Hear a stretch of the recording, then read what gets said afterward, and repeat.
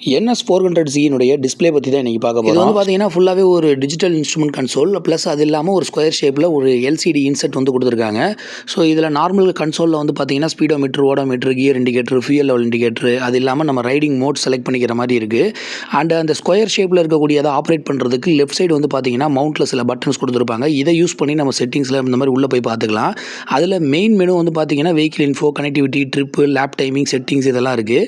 அதில் பர்டிகுலராக இப்போ ஒரு விஷயத்துக்குள்ளே போய் பார்க்குறீங்க அப்படின்னா அதோட டீட்டெயில்ஸ் எல்லாம் நம்ம பார்க்க முடியும். ஃபார் எக்ஸாம்பிள் நீங்கள் கனெக்டிவிட்டியில் உள்ள போனீங்கன்னா ப்ளூடூத் மியூசிக் அப்படின்னு 2 ஆப்ஷன் இருக்கும். அண்ட் அதே மாதிரி ட்ரிப்பில் போனீங்கன்னா trip A, trip B, and அது இல்லாமல் பைக் இன்ஃபோன்னு ஒன்று இருக்கும். பைக் இன்ஃபோவில் உள்ள போனீங்கன்னா பேட்டரி வோல்டேஜ் எவ்வளோ இருக்குது, நீங்கள் அடுத்த சர்வீஸ் எப்போ பண்ணணும், டிஸ்டன்ஸ் டு எம்டி எவ்வளவு, இதெல்லாம் பார்க்கலாம்.